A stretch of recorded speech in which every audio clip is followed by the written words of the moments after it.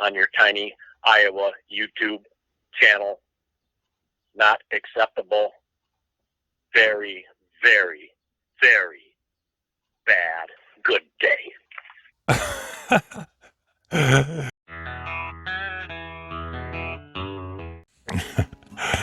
Hey YouTube, welcome back. Hello my old subscribers.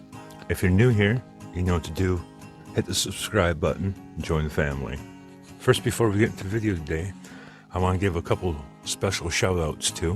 One of them is my high school friend. His daughter started a YouTube channel. Her dad's helping her out and stuff, and it's called Honest Peyton's Speed Shop. I'm going to leave a link in below. Him and his daughter go out and build rat rods and stuff like that. It's a pretty cool channel. It's all about the kids and the new generations. So why don't you guys go give them some support, subscribe to the channel. I really like to see them get up and go and do really well. The second one I want to give a shout out to is Hawkeye Autobody up in Mason City, Iowa. Again, throughout this whole ordeal that we're going through, Hawkeye Autobody always kept in communication. They were punctual. They told us exactly what was going on. They're just great people up there. Make sure you guys stay to the end of the video. I want to talk to you guys about what's going on in the future with this car and everything else. A lot of projects, not a lot of time because we're coming up on spring, but a lot of projects happening. So getting into what happened with this Lexus. So we made an insurance claim, first one ever we did, as you guys know from the last video. Tow truck guy did what he did. Not saying anything, but I'm just not going to use them again. As you can see here, here's an 18-year-old senior in high school, towed my car home. He did a really, really exceptional job. He wanted to make sure that it didn't bottom out. He took really good care of it. Says a lot right there. Just giving a crap about other people's stuff. So this is what happened over the past couple weeks. We had a tow truck company come out, brought it to Hawkeye. The car wasn't starting, so they brought it over to Hosmer Toyota. They found out it was a dead battery, and then when they started looking at the bottom of it, of the car, where I told you there was that thumping action, since we didn't get up on lifts, we found out that the transfer case has a hole in it. Then when we started talking insurance, we weren't getting any communication with them, and one thing led to another. Knowing what I know about being a police officer, I know that this was turning into an investigation. And when you go into an investigation with insurance companies and you have all their attorneys and everything else, you guys got to remember, those guys have been doing this for a long time. So if they see any discrepancies at all, they're going to flag it. We told them it was our first time, so that probably right there is a red flag.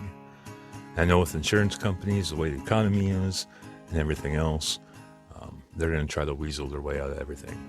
We've always heard that insurance companies are kind of a scam and all this stuff, but you know what happens when you have a whole bunch of insurance lobbyists? You end up with the Affordable Health Care Act.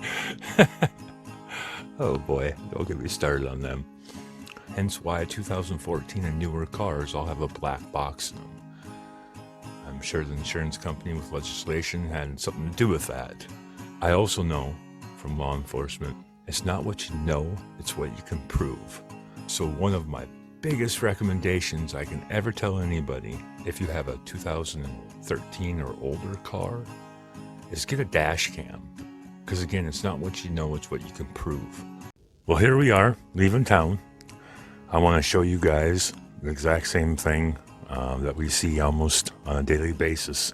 When I was explaining to the insurance company about all the deer and the raccoons and all the wildlife that we have here, again, that's why I recommend the camera. It's not what you know, it's what you can prove.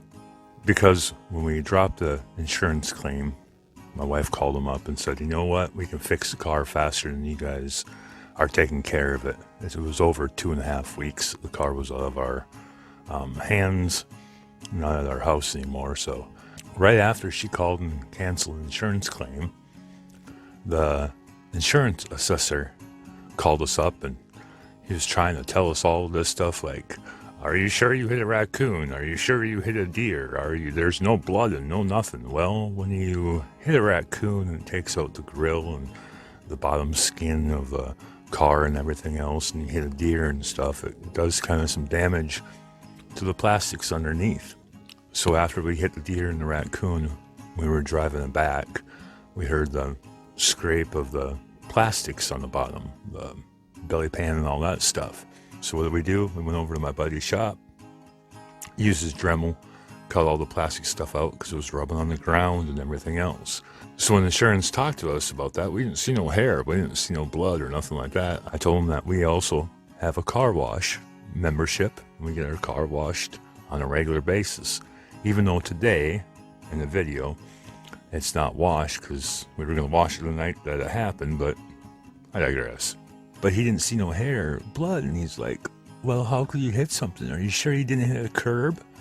And I was thinking to myself, man, if I hit a curb with a 2-inch lowered Lexus, you would have huge body damage.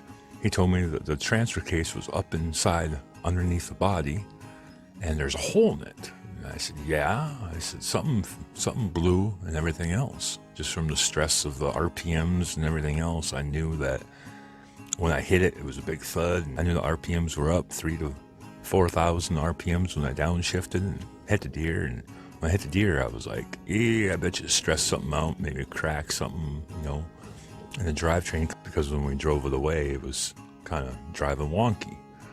But the guy said, are you sure you didn't hit the curb? And I was like, dude, come on. And I knew what they were doing. I knew that we were under investigation.